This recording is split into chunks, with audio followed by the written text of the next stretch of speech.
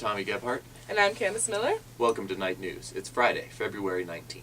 Tonight we'll be talking about the Farivew basketball team, the Olympics, and the happiest city in the United States. Now to John with the local news.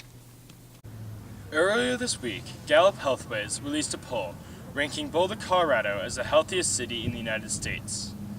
A large reason that Boulder ranked so high was because of Boulder's well-known connection with physical activity and healthy nutrition. This is John Sims with the local news. Now back to you. Thank you, John. Up next, weather with Kevin Wada. Well, we've certainly woken from the sun this past week as it's definitely warmed things up a bit. Unfortunately, it doesn't look like it'll last long.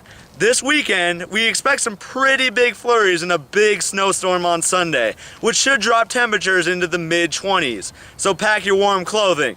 Moving on into next week, we look at Monday, which should bring some mid-40s, and that should melt some of the snow away. As we move on into the next week, we should expect some pretty good warm weather. Luckily, so the cold luckily shouldn't stay for too long. With Night News, I'm Kevin Wada, and this is the weather. Thank you, Kevin.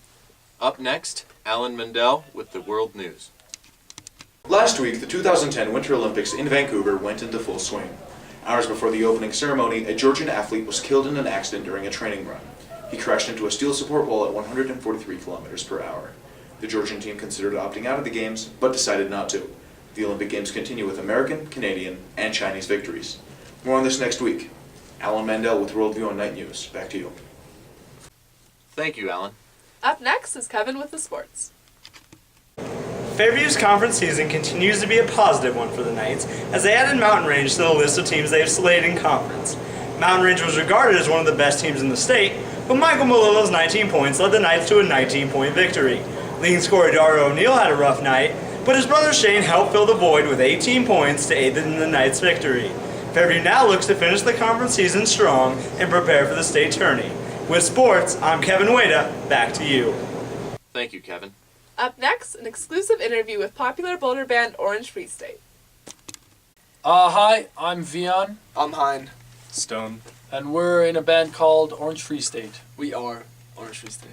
Yeah. Man. We're not in it. We write songs about our culture. Two of us are from South Africa, me and Stone, and Hein is from China. The band started as me and my brother, because we've always really played music and loved music, and we couldn't really find the right sound or like get a really solid sound. Yeah, we were like in a bunch of bands, and we started this as a acoustic side project. What's your favorite song? What are some of the lyrics of that song, and what meaning do they hold? So, I don't know, not on an EP, but the Free State for sure. Yeah. Oh yeah, That's true. To Catch the Tides it's our first EP.